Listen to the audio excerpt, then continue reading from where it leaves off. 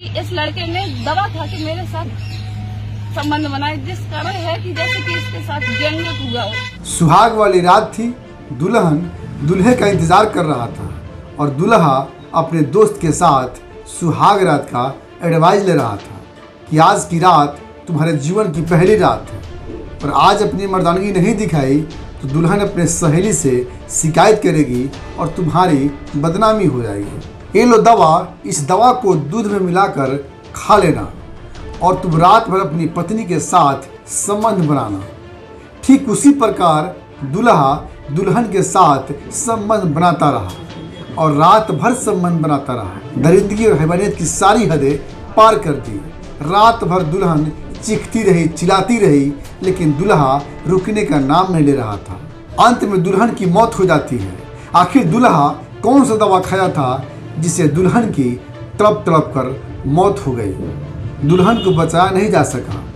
यह पूरी घटनाक्रम आपको हैरान करने वाली है।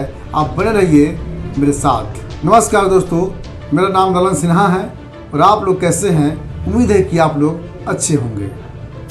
तो आइए हम जानते हैं पूरी घटनाक्रम के बारे में। यह घटना उत्तर प्रदेश के हमीरपुर जिले की रहने वाली आरती की है, जिसकी उम्र महज 23 साल होती है, जो अपने भाई और भाभी के साथ रहती थी।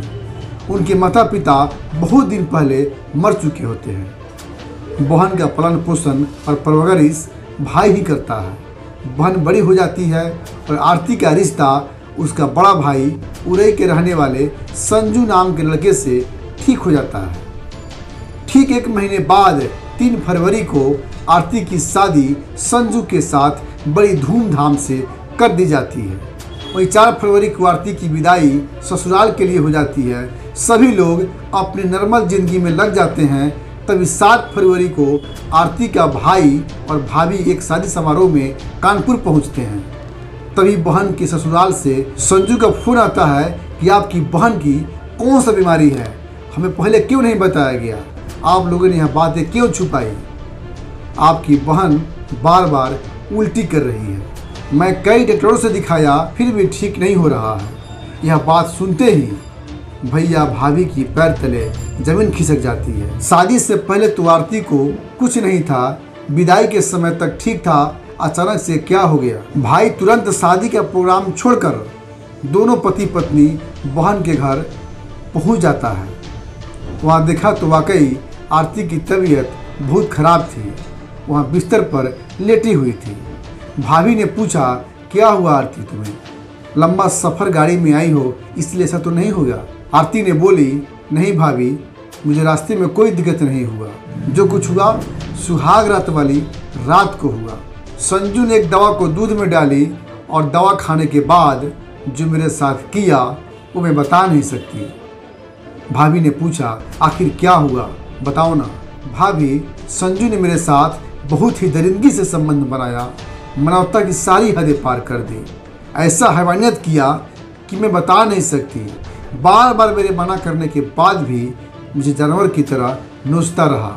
मैं चीखती रही, चिल्लाती रही, मुझे छोड़ दो, बस रहने दो, लेकिन एक नहीं सुनी। मैं पूरी रात सो नहीं पाई। ऐसा लगता था कि उसको मैं कभी मिलने वाली हूँ ही नहीं। फिर दूसरी रात दवा खाकर मेरे साथ संबंध बनाता रहा। अगले दिन मैं बेहोश हो गई। मुझे डॉक्टर के पास ले जाया गया, दवा दी गई, लेकिन दवा से मुझे कोई राहत नहीं मिली और भैया भाभी आरती को लेकर कानपुर चले गए। अस्पताल में एडमिट कराया गया। जांच के बाद डॉक्टर ने जो बताया वह बातें सुनकर आरती के भाई और भाभी सन्न रह गए। डॉक्टर ने कहा कि यह बात मैं आपको नहीं बता सकता क्योंकि यह बात बताने के लायक नहीं है।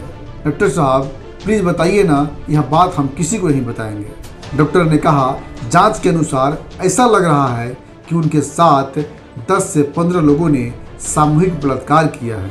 इनका यूट्रस डैमेज हो गया है और बहुत ज़्यादा इन्फेक्शन लग चुका है। इन्हें बचाना मुश्किल लग रहा है, फिर भी मैं प्रयास कर रहा हूँ। तब तक 10 फरवरी हो जाती है। 7 दिन तक एडमिट रही और आखिरी अंत में आरती की मौत हो जाती है। आरती की भाभी सरिता थाने में जाती है, पूरे परिवार पर FIR करती है और संजू को जेल हो जाता है। आजकल ज़्यादातर लड़के यही सोचते हैं कि सारी मर्दानगी सुहाग रात के दिन ही अपने पत्नी को दिखाना है। ऐसा लगता है कि उसको कभी संबंध उससे बनाना ही नहीं है, बस एक दिन के लिए ही अपनी पत्नी को लाया हो। यह गलत है। तुम्हारी पत्नी पूरे जीवन तुम्हारे साथ रहने वाली है, उसके साथ ऐसी हैवानियत और दरिंदगी क्यों करना। तो ज़रूरत है अपनी घटिया सोच और मानसिकता को बदलने की। अब तक के लिए इतना ही। नमस्कार। हाँ जी, रुकिए, जाने से पहले मेरे चैनल को लाइक करें, सब्सक्राइब करें और बेल आइकन जरूर दबाएं ताकि कोई भी मेरा न्यूज़ सबसे पहले आप तक पहुंचता रहे। धन्यवाद।